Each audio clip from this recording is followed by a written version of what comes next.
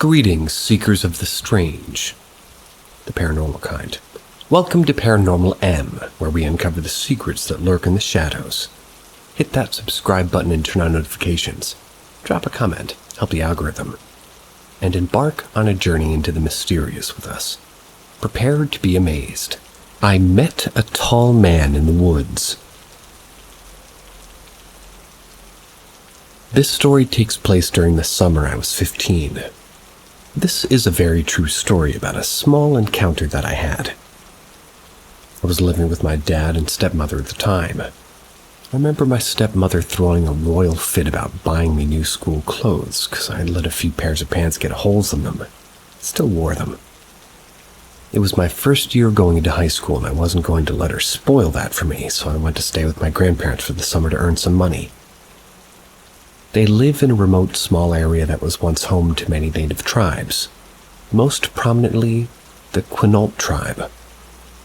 It's a very secluded place despite being only a mile or so away from the highway, so it's all lush, gorgeous forest. My grandpa had built his own 3-story house and a shop where he had cut and assembled cedar into roofing products.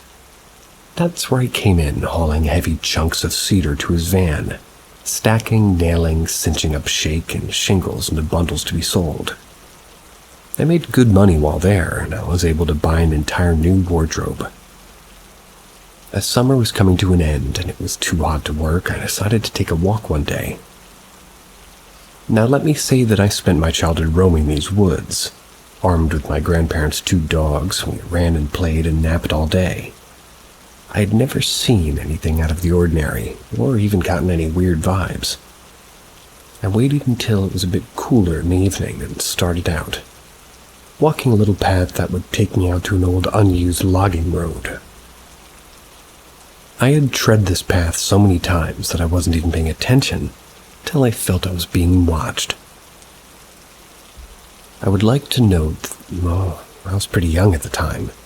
I had yet to touch drugs or alcohol, and I have no history of hallucination or mental illness along those lines. What I saw still haunts me to this day. There he was, standing naked in the middle of my path, looking down at me with a blank expression.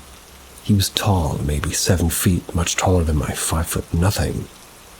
He had long matted black and gray hair. There were tufts of it growing from the sides of his arms and legs as well. There were no genitals, only smooth flesh where they should be. And his skin, it was such a sickly pale yellow and looked to be too big for stature, and it hung in some spots. We made eye contact as yellow orbs felt like they were staring into my soul. I couldn't move or think. Everything had gone silent around me. The next 10 or so seconds of my life seemed to stretch out. We just stood, looking at each other. That was before he swiftly turned and walked back into the trees. The foliage went undisturbed, and he melted through it and disappeared.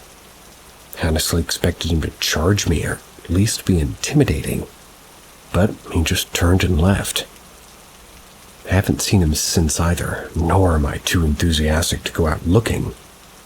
I remember telling my grandma about it, but she told me it was probably just drug addicts, and, well, they are in the area that she lives in at least. Has a very high number of users and manufacturers of methamphetamine. I don't know too much about meth, but I'm pretty sure it doesn't remove your genitals. Might be something else.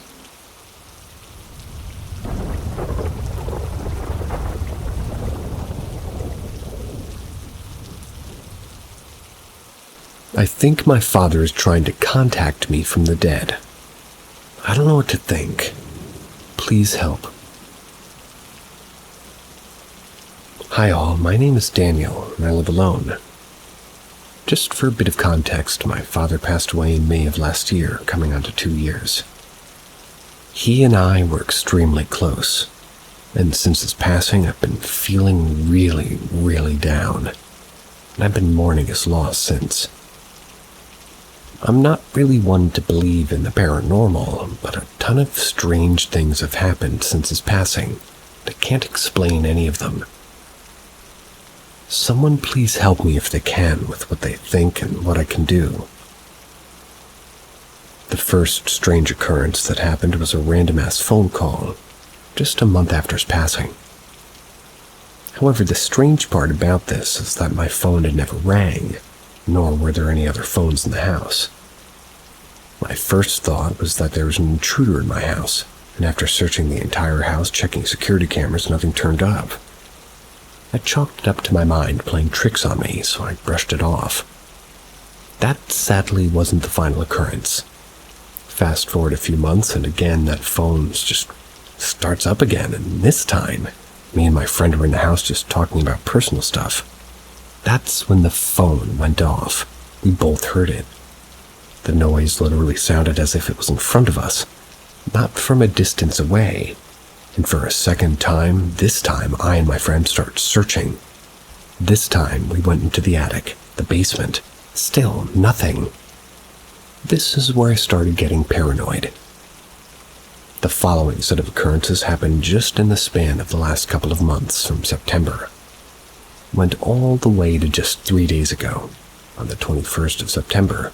It was a chilly day, so I kept every window closed, put on a show on the television. It was a show my father and I used to sit back to and enjoy, and suddenly I get hit with a gust of wind. I checked to see if it was the window that had maybe not been shut all the way, but every single window was closed. Now I knew for sure something was up. 2 months later is probably the most weirdest thing to happen. As I just came home from work, I get a call on my phone and it says no caller ID. This was around the time I was answering important calls for work, so I pick it up. However, there's static on the other end, and just faintly before the call ended, I heard what sounded like my dad saying my name before the call hung up. I instantly called my service provider to see if they could track the call, but nothing showed up on their end. No bill, no call history, nothing.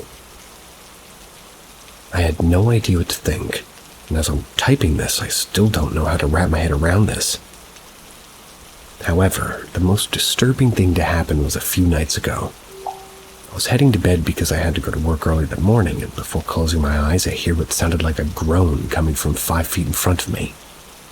I instantly searched the area and nothing was there. I didn't get sleep that night, and I felt a pain in my chest from that moment. And just about an hour ago, I felt another gust of wind in my room with everything closed.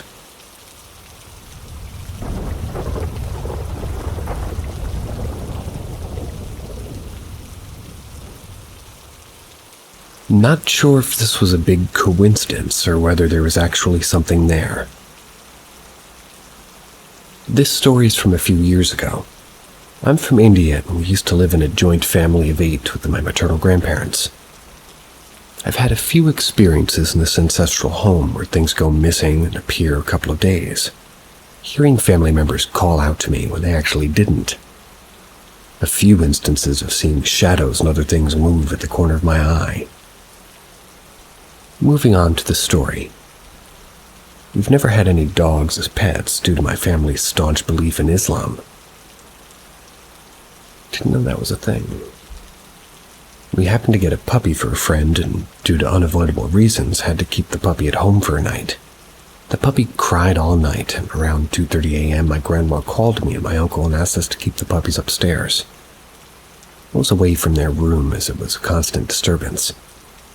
So we decided to keep the puppy in my bathroom until morning where the puppy continued to cry. It was around 3 a.m. when the puppy finally stopped and I was about to sleep. That's when suddenly I heard something that sounded like a pretty clear whisper in my ear. The pup started crying loudly once again. This freaked me out because when we were growing up we were taught that dogs could see ghosts and spirits. I still don't know whether this was all a coincidence or whether there's something more to it. You can't have a dog, huh?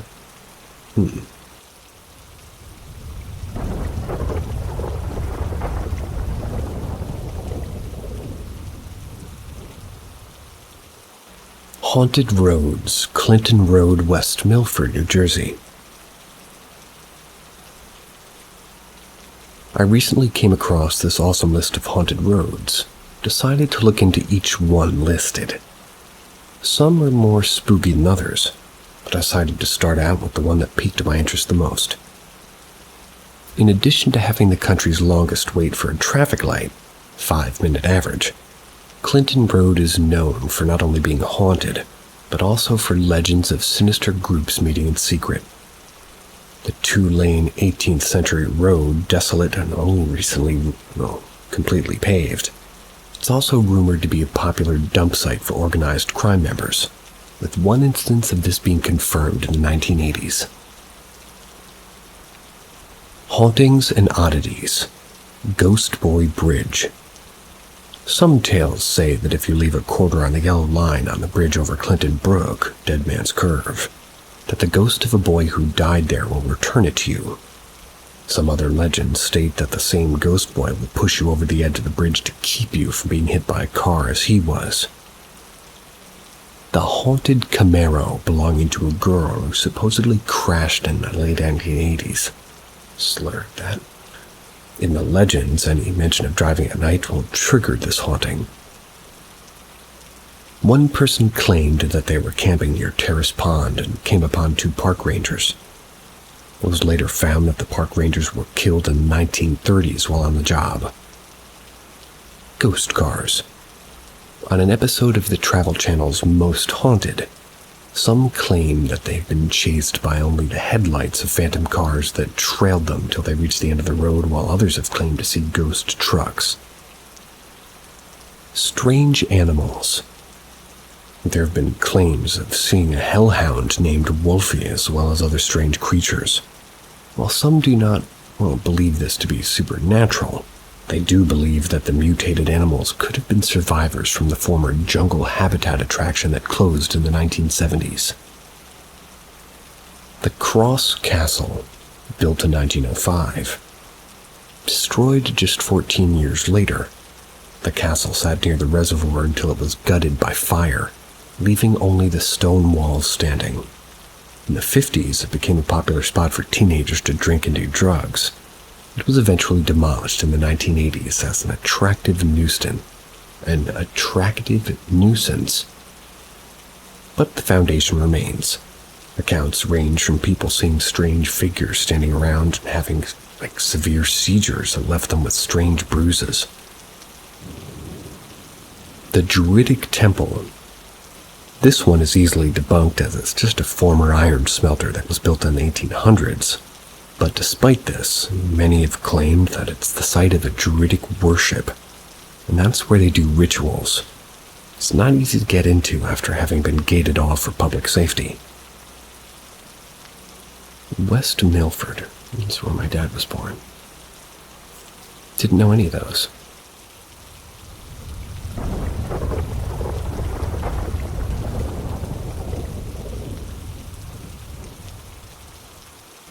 Paranormal or unexplained experiences. Late to the party, but I'll share anyway. Call me crazy, but I know what I saw. Also, pardon my storytelling, I'm a bit all over the place with my words. When I was younger, at the time around 14, 22 now, I started to be allowed to stay home alone. But most cases it was only about an hour or two at a time. I live in a small town where the most exciting things that happen are seen on TVs. I was raised by my grandparents. My parents split, and they weren't married, and my father died when I was 6. Anyway, my grandparents' house is very old. It was built in the late 1800s, which likely means quite a few people have lived and passed away in this house. It was a Wednesday evening, and I was home by myself. Most of the time, I played on my console. I didn't have many friends, so gaming was and still is my thing. Now, the basement is very creepy. It's one of those old basements with stone walls, very horror-like. Unfortunately, for scaredy-cat teenage me, I had to go into the basement because that's where the washer and dryer are. I swallowed my fear, went down into the basement to grab some clothes to wear after I took a shower. Now, I was always a very situationally aware person. I'd pretty much always be checking corners to make sure there were no serial killers watching me. Irrational, I know. But being in the basement, though, made me a bit more edgy. So I grabbed my clothes, turned to head back to the stairs. But for whatever brilliant unknown reason, I looked into one of the corners again. For a few seconds, I saw this dude in a black ritual-like gown. He was bald and his eyes were pitch black. He was tall as well, and the basement itself wasn't that high, so his head sort of pivoted to avoid hitting the ceiling. But I noped the hell out of there as fast as my fat body could go. Right up the steps, slammed the basement door, sat myself down on the living room couch, and didn't budge. Went nowhere near that door. My grandparents got home a bit later. They were at church during this event. I told them what the hell had just happened and what I'd seen in the basement.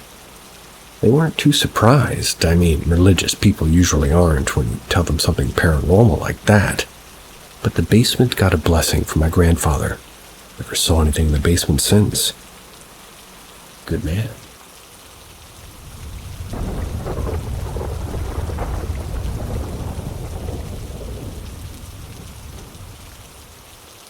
Paranormal or unexplained experiences. In 1995, my grandmother died. She had some heart issues. Surgery wasn't really able to correct it, and the surgeon had accidentally nicked her heart with a scalpel during the last surgery, and she died a few days later. My mom lived down the street from her, and one of her sons lived about 4 hours away and would often come visit. He would often bring his cat. A few years prior to my nan, my grandma, really wasn't watching when she went outside and accidentally let the cat out. She didn't notice until later that day, and after searching the woods behind their house, the cat just never showed up again.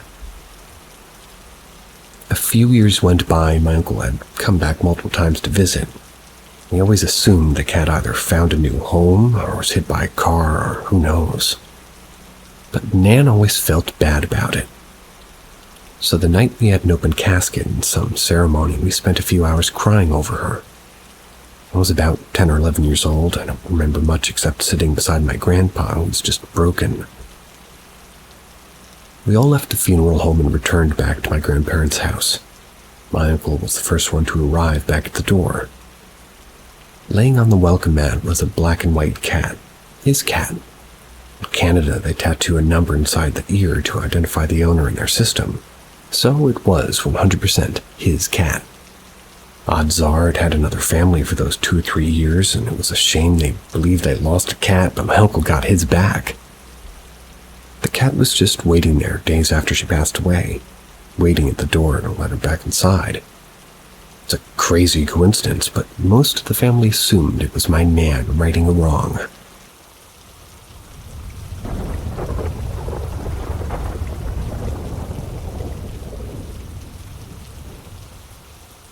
Paranormal or unexplained experiences.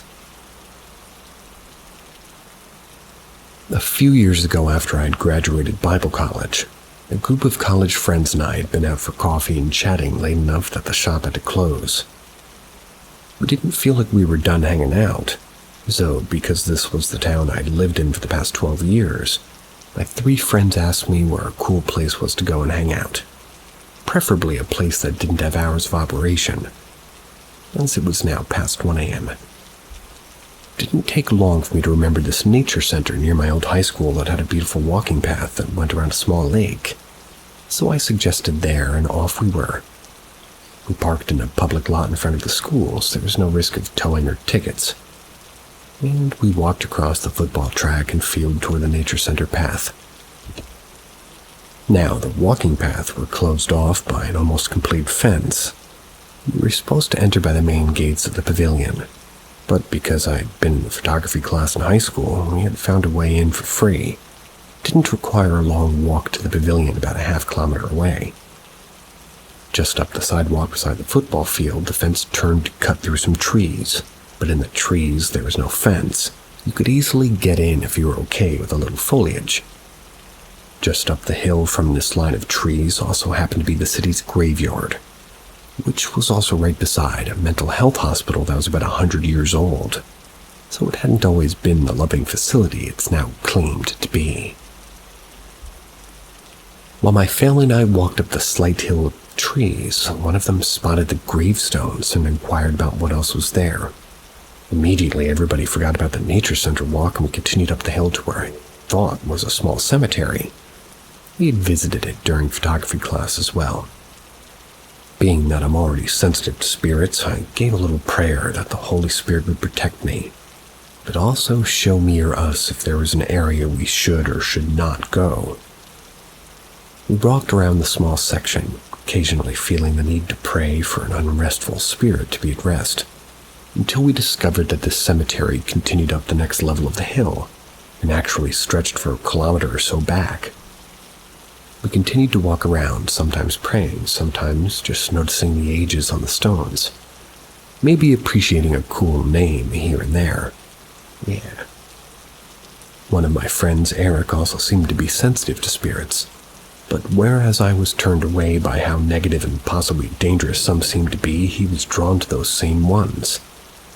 Occasionally there were plots where he lingered and I felt my spirit become heavy. But those we'd pray for peace, and once it felt more clear, we'd move on. As we walked east towards the back of the cemetery, I could sense something very unsettled in the far corner. I prayed again for protection for mine and my friend's spirits as we got closer, but I couldn't shake this growing feeling that I specifically was being watched by something in that corner. As we got to that last row, my friends ventured north to each plot, but I decided it was best to stay further away, fully aware that not only was the spirit unsettled, it was angry. I told them about it and they prayed as much as they could, but neither of them could sense or feel it, so they prayed wherever I pointed or gestured to. Eric, however, seemed quite content to linger in that last row, even hanging back for a while as we moved on. As we turned to walk south away from the angry spirit, I could feel the eyes burning into my back, giving me chills like I'd never experienced. I continued to pray for our safety, focusing more specifically on me, but it seemed that almost every word I whispered in prayer, the angrier it got. Until this point, any spirit we prayed over either found peace or at least stayed where it had been. Not this one. As we moved further away, I could feel it was just as close. My two friends decided it would be best to have one at each side of me, almost as protection. And then they had hoped that, well, as Eric was further behind, he would cover the back. He didn't. He kept walking and I kept following, getting angrier and angrier as we went. I'd check over my shoulder over and over, almost expecting to see some sort of creature physically following. But still it was only an extra dark shadow, almost unnoticeable, almost excusable. There came a point as we neared the southernmost path that all of a sudden out of nowhere I couldn't feel it anymore, it was gone. It was like it reached its tether point and couldn't go any further. I breathed deeply and relaxed. We were finally in the clear. We turned west, kept walking. We could see our exit only a few rows away. My friend on my left got distracted by a cool gravestone and stepped away from my side completely, which I hadn't barely noticed. Then it touched me. Being suddenly surrounded by a spirit of fury, it grabbed my shoulder and I felt like its hot breath as it whispered into my ear. I didn't even give it time to say something I remembered or really even understand. I just yelped and jumped away, hopefully out of its grasp. All three of my friends jumped into defensive mode and prayed for it to leave me, and once it had been pushed far enough back, we booked it out of the exit. Just outside the exit, a security guard from the mental health home was looking in, probably concerned that he saw 4 young people walking around the cemetery. As we booked it past him, he asked if we were in danger. We honestly didn't know how to answer him, as most people laugh at us when we explain how real spirits and ghosts are. Not stopping to talk, we passed the man and continued back the hill toward the school, the guard just staring into the cemetery, looking for what we were running from. The whole way back to my car, my friends were praying that if the spirit had attached itself to me, that the bond would be broken. And before we got into the car, they prayed more. The whole drive home they prayed it wouldn't and couldn't follow. Before we walked into my apartment, they gave a final prayer that it was not welcome and could not enter. I was supposed to just drop them off and they would drive the hour back home so they could work in the morning, but they didn't leave me alone that night, and I don't think any of us really could sleep, even though it was stone cold silent until the sun came up.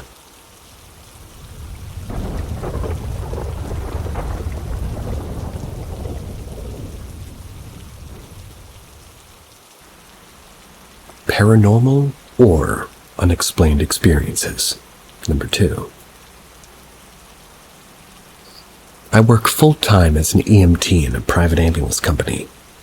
We had an interfacility transfer from our local hospital to one a bit more advanced. This was an ALS transfer, so my partner, the paramedic, was in charge of patient care. I was driving and had the camera on that lets me see into the back of the truck. Just so everybody knows, this camera doesn't record, it just allows me to make sure my partner is safe.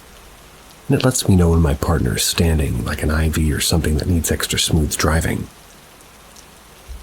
My partner turned off the lights in the back so our patient could sleep, so the camera went into night vision mode, which is a black and white camera. At first, I didn't notice anything. Then I saw a little white dot floating around on the camera. I figured it was a bug and didn't think much into it. Then more and more of them started showing up until there were like 7 of them. I still just figured it was just a lot of bugs. Then I saw it. There was a figure standing in the back corner of the ambulance. I told myself over and over that it was just a smudge on the camera. After we dropped our patient off at the hospital, we made our way back to the station because it was almost the end of our shift. I would have continued thinking it was bugs or a smudge if what happened next never happened. When we got back into our ambulance, the smudge and the flying orbs were gone. We got back into our station and had to finish our reports for the day. So we were sitting in the lounge chairs in the station, and one of the radios just sort of were off, and they were on their sort of charger. It turned on, then off, then on and off, and on and off again. Kept doing this until my partner went over to check on it. This is when I told my partner what I saw on the camera. We both started getting a little creeped out, and we submitted our reports and went to clock out. In the room where we clock out is a computer that lets you see where the cameras are recording around the station. My partner says she sees something walking around the 2 ambulances in the bay. This is great because we need to put our computer back into the ambulance. I went out to the bay, put the computer away, and for some reason decided to stay right in front of our door in the station and not go right out. We talked for a while to figure out if our station is haunted or not. This is when we heard what sounded like the door handle opening between the bay and the station. We just left. One thing I think I should clarify is that we were the only ones in the station. The other ambulance in the bay is a day car, and my ambulance is the night car. We got off 2 hours before the day car gets on, and it was like the weekend. So that means the day car isn't even working. Overall, it was a spooky experience for me, but we haven't seen anything happen ever since then.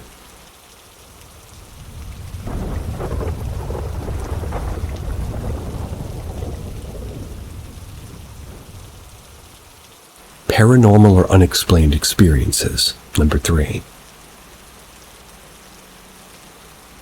When I was a baby, I was in foster care. My foster parents were old enough to be my grandparents. When I went back to my parents, I stayed in touch with them, but I call them my grandparents, and this will be relevant. My grandmother lives in a very beautiful, large, and old home. Everyone in the town knows the blue house on the right with the pond. Anyways, my grandfather built the house for my grandmother many, many years ago. Think 20 or 30, maybe even 40.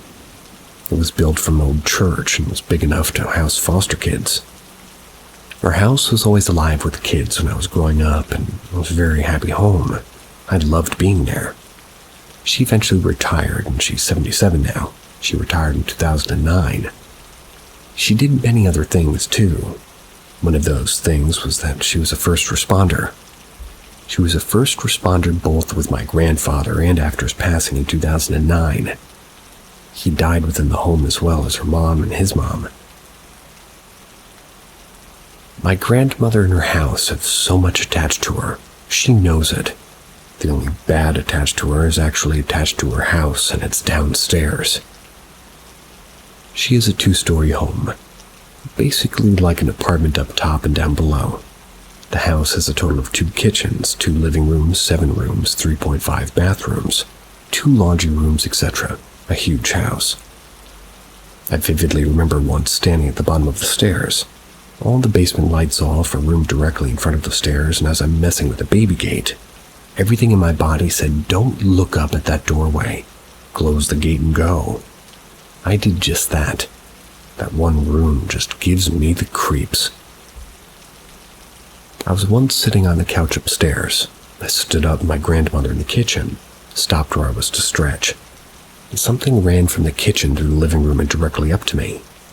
Nothing was there. It didn't scare me, and when it got up to me, it just stopped. I took a step back because I honestly swore something was going to run into me, but I had no fear in my body.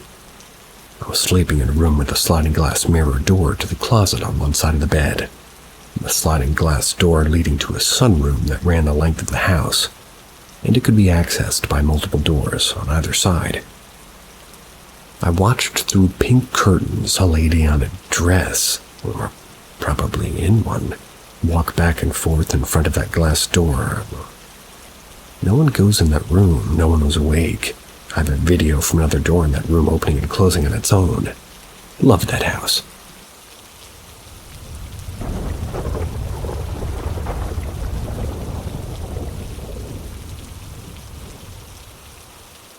Paranormal or unexplained experiences. 4, maybe. A little over a year ago, I was home alone as my parents and siblings went out. I was casually doing my makeup upstairs in my bedroom, playing music and singing loudly. All of a sudden, I hear the loudest bang on my bedroom door. I mean, it sounded like somebody tried to kick through the door full force. It was loud. It's important to mention at this point in the story that I live near an abandoned hospital. Some areas of it are still used, but mostly abandoned. My bedroom door was closed, so there was no chance of it being slammed shut. And there was only one, and the was way too loud for it to have been the wind. Side note, I checked all the windows and doors, all were closed, so definitely no wind. I just froze. I had so much adrenaline running through my body. My first thought was my parents had come home and it was just a way to tell my mom just to shut up because of my singing. Ran to the window and my heart dropped too, so there were no cars outside. I secondly thought maybe somebody was in the house, but I live in a smallish island called Guernsey, between the UK and France. So the chance of somebody being in the house was very unlikely. I phoned my mom to tell her what had happened, and even she seemed a bit freaked. But what happened next made my mom's heart drop. Side note, I did not hear this next part of the phone. My mom told me after she arrived home. Shortly after my mom arrived home, she told me that after the phone call, my sister, who was only 3 at the time, piped up in the back seat. "Maybe it's the man in your bedroom, Mommy." This was extremely creepy, coming from a 3-year-old. We asked her some questions about what the man was like. She said he's a nice man and he sits on her bed sometimes, but he's mostly in Mommy and Daddy's room. She said he wore tights and a gown and had big white eyes. We then give this man the nickname, the man with the big eyes. We asked her the same questions from time to time. She'd always give us the same answers. Since that day, we had more paranormal things happen, but I can't name them all. My sister occasionally would mention the man with the big eyes, about how she saw him last night, or that she spoke to him. One day she had a friend over and they both came rushing into the back garden. My sister shouted, "Look, we can see the man from here." And from the back garden you can see my parents' bedroom window. I'd just like to add that a few months later I found out from somebody who lived in the area for years that a mental patient had escaped the hospital and ran into the field next to my house. The next day he was found dead in a tree. It was right next to my house. One day I was around at a friend's house. What happened next truly scared me. My friend managed to piece together if that man wears a gown and tights. What if this is the same man who escaped the hospital and died in the tree next to my house? Hospital patients typically wear gowns and sometimes tights. Haven't heard anything of this man in a while, and I really hope I don't hear of him again.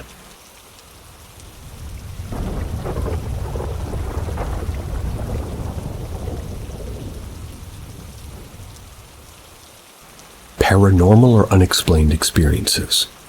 Number 5. For some background, he lived with his parents, and his home is in a pretty secluded but nearish to the suburbs area. That was at the time, and his mother was home with him, and she was in the shower at the time of this occurrence. So the story goes that he was sitting in his room with the window open during his regular relaxing thing, when from outside the house he heard his mom call out from the outside, asking him where he put the shirt that he had borrowed from her. He didn't borrow such a shirt, and he replied by saying as such. He thought it was weird that his mother was outside and asking about a shirt, but he wrote it off. He looked out his window and couldn't see his mother anywhere, so he got up and out of the room, realizing that the water was still running in his parents' shower. Weirded out, he went downstairs, called out for his mom, and her voice answered from behind the shut and locked front door. He says that her voice was very sweet and tender, using a tone that she would have used when he was little when she asked him, like, "Anonymous, please let me in." Anon isn't the real name, by the way. Yeah, I got that. And then he says that he heard the water shut off from the shower, as then the sounds of claws rolling down the front door could be heard, as the voice of his mother could be heard from behind the front door again asking to be let in.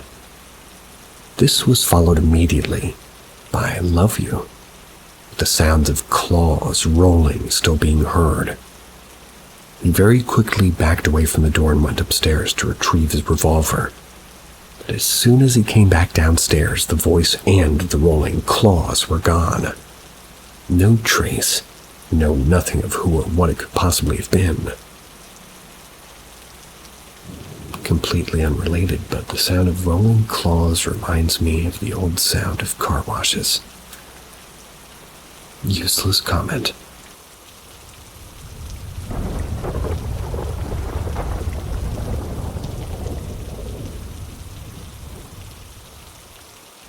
The shadow in my room years apart.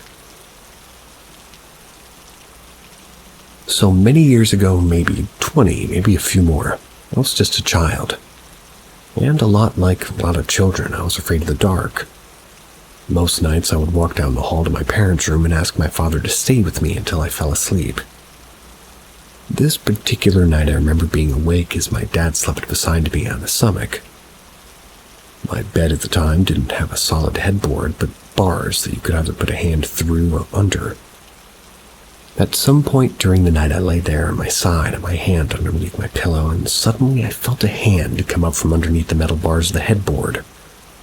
I distinctly remember it being bumpy and rough, but definitely a hand, and to this day I struggle to believe it was my dad's, since it felt all wrong, as well as the positioning of it seeming to be too difficult for a person to comfortably achieve, even accidentally while sleeping. The shadow in the hall, perhaps a year or so later, I remember waking again during the night feeling somewhat scared and decided to walk down the hall, as I had done many times like I've mentioned before. I reached my parents' door, and sure, the handle was locked. Not a big deal, I can manage a night alone. That is until I turned back toward my room. I had partially closed the door when I left, and I could see faintly the light from the streetlight coming through my window. But suddenly, that light was blocked almost entirely. My door began slowly to open wider. Now, I did what any kid would do. I screamed and began pounding on my parents' door. It was only a few moments before they opened it, but it felt like forever. I took a look down the hall, and lights were on and everything. They found nothing, of course, but I knew better.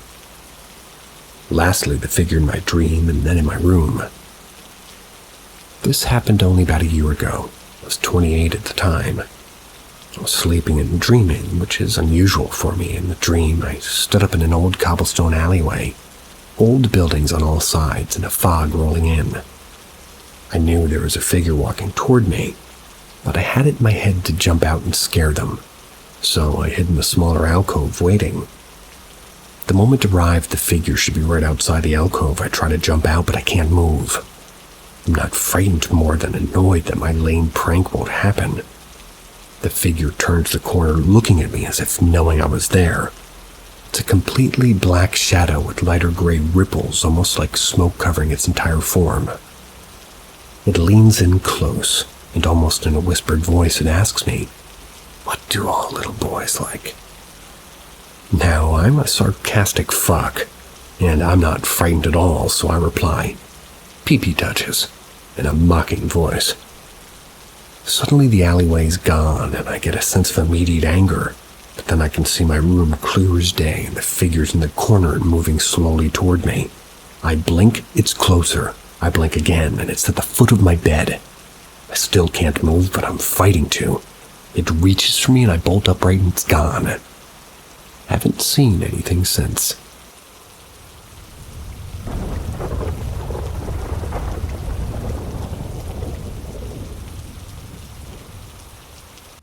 The Okinawa Ghost. I'm active duty military. I was stationed in Okinawa for 3 years. During that time, I had a lot of weird experiences. One day after getting back from work, my buddy was planning on coming to my barracks. We were coming to chill, so I left the door deadbolted open.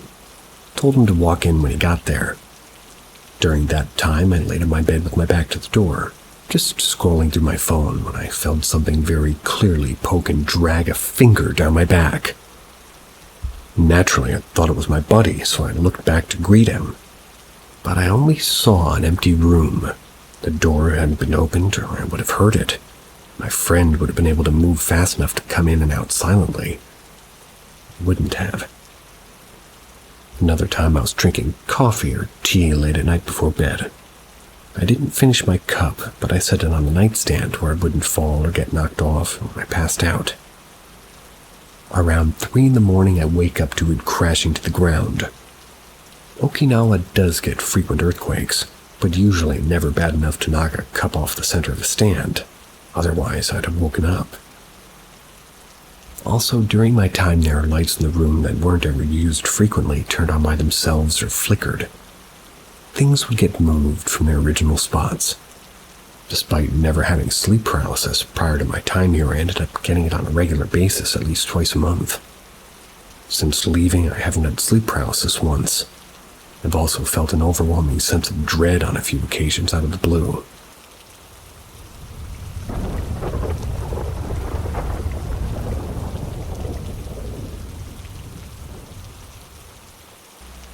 Don't use Ouija boards in dorms.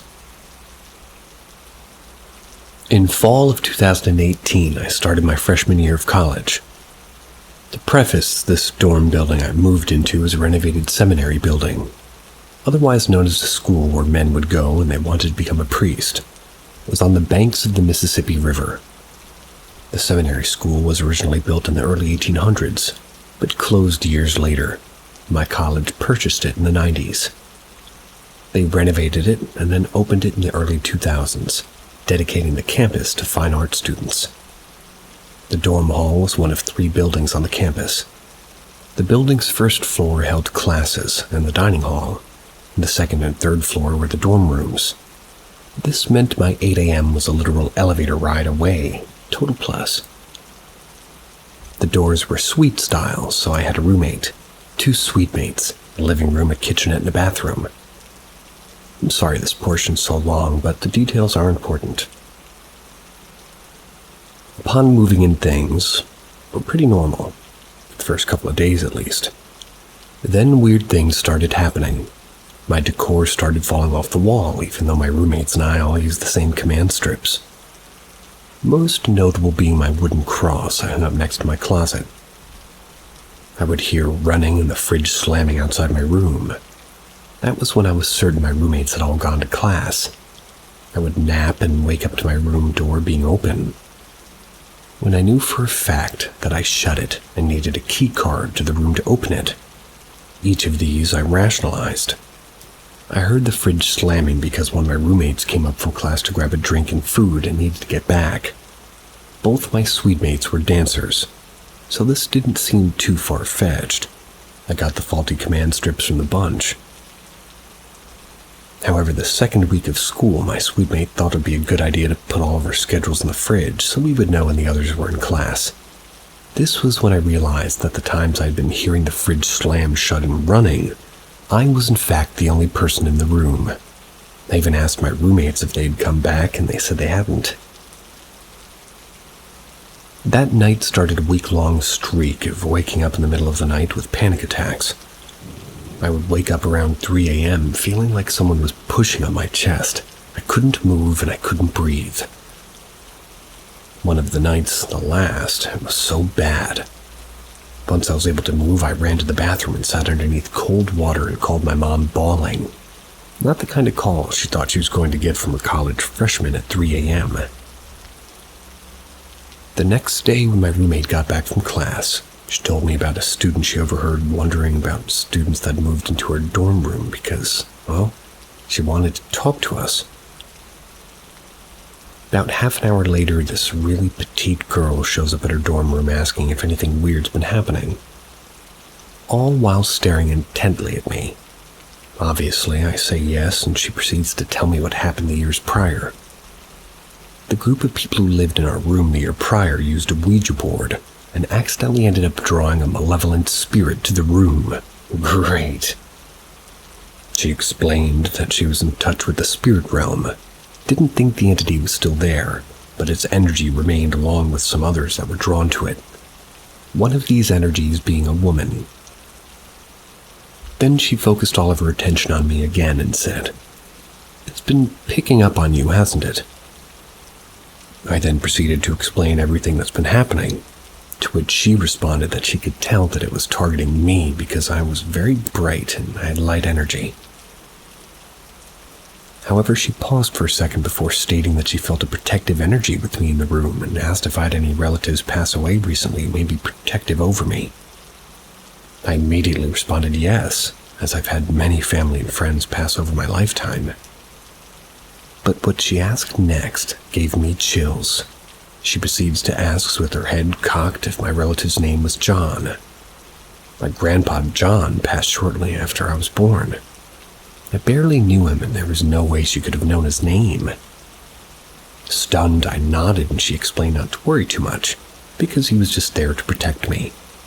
After she left, my roommates and I kind of made it all into a joke.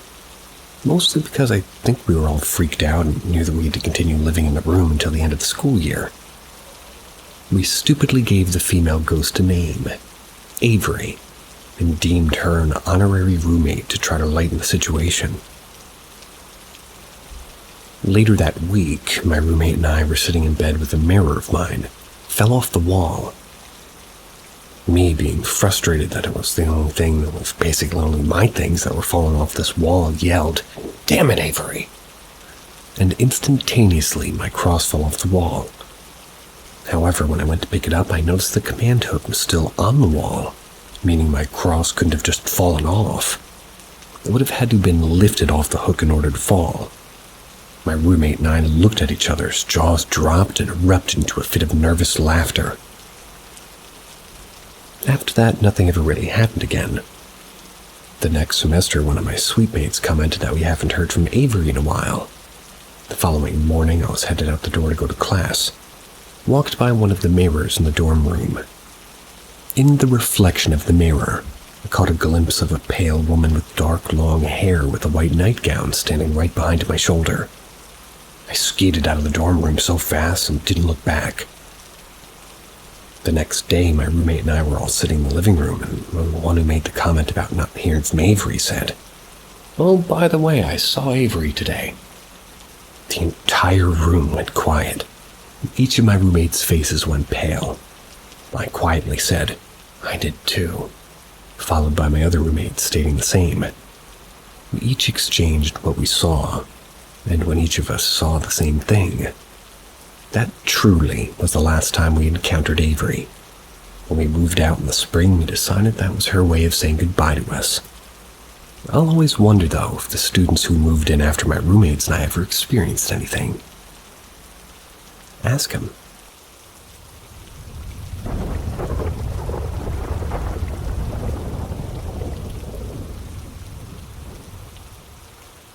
Someone please help me. Everything started just 1 year ago. It was last month. We're all in high school still, trying to get answers. This is not your usual no-sleep story. This is real, and I'm nothing short of clueless. For context and credentials, so the story's believable, I live in the eastern side of Ohio near the Appalachian Mountains.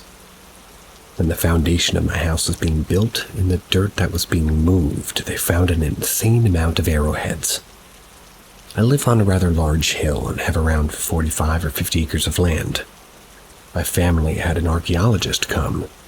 He said he's never seen this amount of arrowheads in one single site before in his entire career. It is believed that my house was dug onto a burial ground, or where a war took place long ago in Native American era. To further this, on my property is an old railroad track. It's unused now, but in the 1800s it was used frequently. According to my town's records, a train crashed and blew up here, killing a group of men on board. So it begins. The first night all started years ago last month, really, September 25th, 2021. A group of my friends, me plus 5 others, were at my house often, basically just having a bonfire. It had been something we usually do, and just to say we don't drink while we have our fires. So we're all in our right minds. To start, I got up, put some more wood on the fire, and as soon as doing so, we all thought we heard my mom yell for us. Hey! So I called her.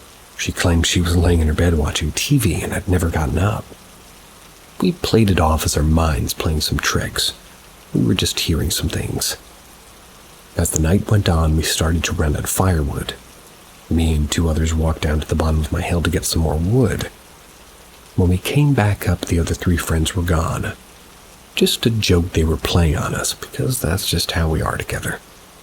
We think, just let them go for a little bit without trying to look for them. They'll eventually get bored. A few minutes go by, and the 3 of us who weren't hiding heard this blood-curdling, screeching scream off in the distance. For reference, you can see a lot from the top of my hill. We immediately get up worried and nervous that one of our friends, we look into the distance. The scream's coming from there, but we don't see anything. The screaming stops, then starts again. We start yelling for other friends and calling their phones. All of a sudden, 2 of them pop out and start asking us questions about why we look so freaked. We explain to them while still wondering where the last one of them are. The last person comes out and we begin to explain to him. An expression falls onto his face and we knew he had something to say as well. As he was alone crawling up the side of the hill getting ready to scare us, he hears someone ask, "Who are you?" in a man's voice. Another reference, there's a house that my family is renovating about 50 yards from the hill at the top. It was between the hill and the house. After telling him that no one lives there and it's owned by my family, he immediately freaks out and says, "If no one lives there, then there's somebody out here with us." We all run down to my house and immediately tell my mom about everything we just heard. We go back out, search the house that my family owns to be sure that there's no one sneaking in and living there. There was nothing, no one. My friends leave a few minutes later. I go back to the top of the hill to get my car and then I drove up in. As I'm up there, I hear screams, as if someone was in pain screaming, moaning and groaning very loudly. Get in my car, drive to my house, and quickly go inside for the night. This is just the beginning. Night 2 was just 1 month later on October 23rd, 2021. The same group of us were out there having a fire, -2, plus my dog. 2 of my friends couldn't make it that night, so there's just now 4 of us and my dog. Curious, we decide that we're going to try to be a bunch of badasses and go out and explore my woods. The woods we went to are located on the opposite side of my hill from where my house is. This chunk of forest takes up 80-90% of the land that my family owns. We start a little fire, go through the game plan, and then we walk. They're all following me with flashlights because they obviously don't know my land. I know every single inch of my woods because I used to spend a lot of time back there. As we're walking, one friend asks, "What's down here?" So I take us down toward the railroad tracks where we hear some brush break. Thinking it's just a deer or an animal, considering that we're in the middle of the woods, we brush it off and keep walking. I take them down to a clearing. It's in a place that leads back to the top of the hill, if we would have kept walking straight anyway. It's deep, but a small valley-type area. All of a sudden, we're walking and we all hear the loudest boom noise that we've ever heard. It was as if somebody had let off dynamite in the tree lines above us. My dog even jumps. We run about 50 feet before regathering and trying to figure out what just happened. At this point, we're all in the lowest part of the valley area. I shine my light toward my dog and he's running away back to the top of the hill. In my mind, that scares me because he's a German shepherd who killed a coyote. I tell my friends to keep an eye out around us to see anything. Me and the other one have a set of blue eyes in the opening behind us. They move left and they disappear. Then come back again moving right. At this point, we're all looking at them. We watched this happen 2 more times and then the eyes didn't come back. Scared that whatever it was on the move, we ran back to the top of my hill. Took a break for a while. Decided it was best to leave the sleeping bear lie alone. 8 months later in the summer, I have a fire. There's a lot that happened between 2 of my other friends and our foreign exchange student went back to Spain. That limited the group to 3. Me and 2 others were just chilling around the fire. Us 3 having done this around 4 or 5 times now, and the same thing happens every time. We hear faint whispers but can never make out words. We hear brush moving. We hear cows that sound like they should be 20 yards away, yet the furthest farm is around a mile. Cows along with other weird animal noises none of us can make out. One of my friends is an avid hunter and knows his stuff well. As odd and as weird as all this seems, ever since a year ago around this time, I've been getting deja vu. Scares me every time I get it because when I do, something bad happens. Just some examples. My uncle died the next day. I had to put my dog down the next day, and my girlfriend's mom had a heart attack. My girlfriend gets into a car accident. I break out into hives, and many other examples. I could list them forever. Along with the deja vu, I have a reoccurring dream. Long story short, I'm walking to my woods. 2 of my friends disappear, and there's this black outline staring at me. As I continue to have this dream over and over again, every time I do, I wake up in a sweat, and I see the thing that's in me in my dream, in my room, just staring back at me. I can hear this thing whispering, but can't make out any of the words. After a few seconds of its presence, it goes away, and somehow I can go straight back to sleep. How do people do that? In addition to the nights at my house, me and a group of friends decide to go to the famous Egypt Valley, out to Louisa Fox's grave, death location, and a circle cemetery, one of the oldest cemeteries in the area. I'll spare you the details of all those areas if you want to go look them up. They're rather famous. Anyways, we go out to these locations, and as we're walking back to our cars, there's handprints on one of the ones riding in. My friends swear it wasn't them. One set of hands was freakishly huge, and the other set was very thin. We compared sizes, none of our hands fit the ones on the car. And ever since all of this, my life has been rather horrible. Very few things have gone good for me. Whether it be death of loved ones, death of a friend, death of a pet, sickness, injury, or vehicle accidents. Holy shit. As I type the last sentence, I get deja vu. Can't take this anymore. It's getting so hard to wake up every single day. I hate sleeping for fear of dreaming, and I hate being awake for fear of deja vu. I don't want anyone else to get hurt around me because of me. My friends and family believe that a native spirit haunts my land. Some of my friends believe that it's the men on the train. The train crashed 1 week before the time of the second encounter in 1886. My family and I are religious. I've tried to get closer to God and try to be a better Christian, and it has helped. My dreams went away for a little while, but as time grows closer to the second encounter, it's getting worse than it's ever been. I have no idea what to do. All I want is some answers, or somebody to tell me I'm not crazy. All the facts I've given aside from the archaeologists are from town records from my town's library. The information about the natives come from simple online research about which tribe lived in the area that I'm in. Surely enough, the coordinates of where my house is compared to the area lines of Native American tribes, it sits perfectly on the split between Shawnee and Cherokee, which would explain the amount of arrowheads and possibly the hill that I currently live on and what it's used for. Someone, please help me.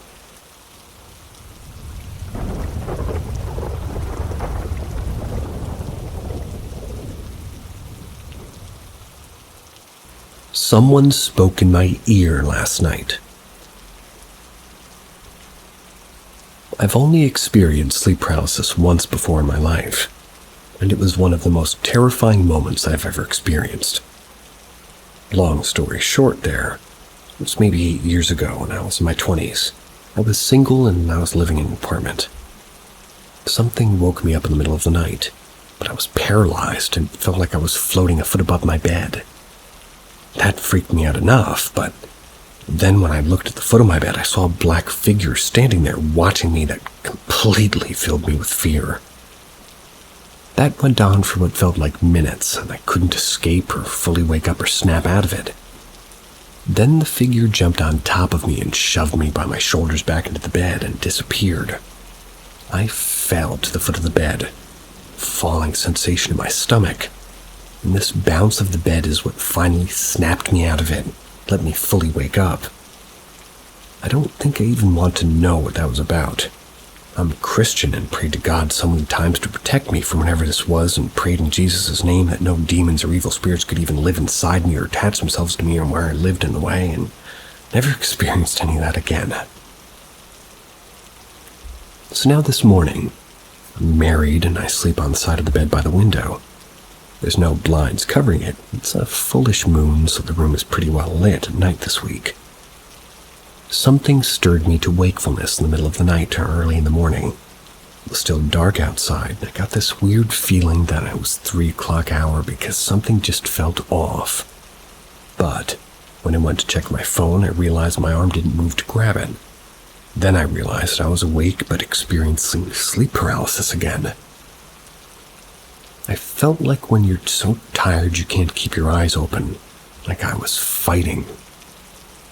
I was fighting to wake up, I was fighting to stay awake, but I could see my room and window from my vantage point of laying on my stomach with my head facing the window on my pillow. And as I was trying to snap out of it and either fully wake up or fall back asleep, that's when I heard the voices. They were there, right there. Not in my head, like I actually heard them with my ears. And only my left ear since my right ear was on the pillow. I didn't see anyone, I just heard the voices. It sounded like 3 people at once. The loudest and closest was the voice of a young woman. She sounded like she was standing by my bed and leaning over me. Her voice was so loud and clear and close. She said, "Physical theolusion. Is that you? Are you here?" At the same exact time, the voices of 2 young men who sounded like they were further away, like at the foot of my bed, said hello. Something else I couldn't make out. They were kind voices. They were in a sort of polite questioning tone, like when you think you hear a noise and you say, "Hello, is anyone there?" But still, they were disembodied voices in my room in the middle of the night. So naturally, they scared the crap out of me. I tried to snap out of it faster and just yell my husband's name for help, and I heard myself yell, "John!" muffled as if yelling underwater. For the record, his name's not John, and only John I know is a distant worker, so I don't know where that name came from. That snapped me out of it, though the echoing voices immediately ceased, and I was able to sit up and my heart was pounding out of my chest. Curled up to my husband until I could fall back asleep.